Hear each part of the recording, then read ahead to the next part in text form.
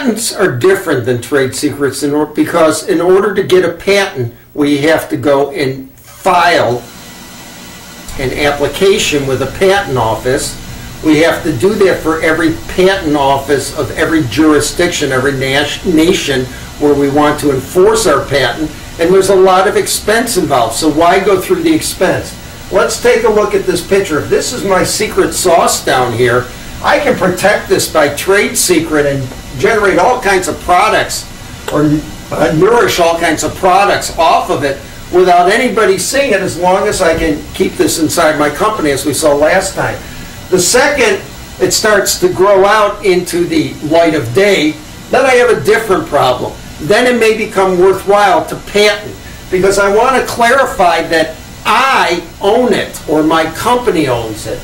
And then I can slice and dice up the rights to a whole slew of people who can also own it. So patents are particularly useful when I want to slice and dice rights to a number of different parties or to one exclusive party, where what I'm talking about is going to be exposed to others. There's a catch, however. It does me no good to patent something if I'm not ready to enforce the patent. Otherwise, people can infringe me and there's no problem. Now, the nice thing about patenting is that it clarifies who owns things. Somebody can always come and sue me and try and set aside the patent. But if a patent issues, the presumption is that you actually own it.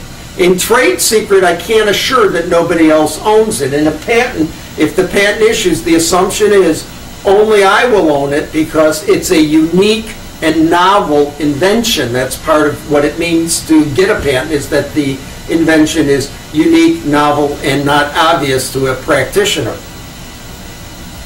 The only other thing that we want to talk about with respect to patents at this point, we'll talk about reading patents later on in the competition discussions, but the only other thing we want to talk about in this context of patents is there's a difference between a patent application and an issued patent. When I apply for a patent, I put in a provisional patent application in the US, for example. That doesn't mean a patent will issue.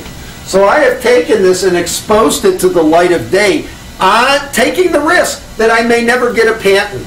That's why it's always a good idea to consult with patent counsel before you send in an application, because it may not issue, and patent counsel can give you an opinion on whether that patent's likely to issue or not.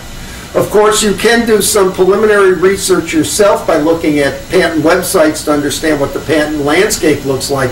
But nonetheless, you always have to worry about that issue. I may send in an application, and if that application doesn't issue, I've just given away the idea and everybody can use it now.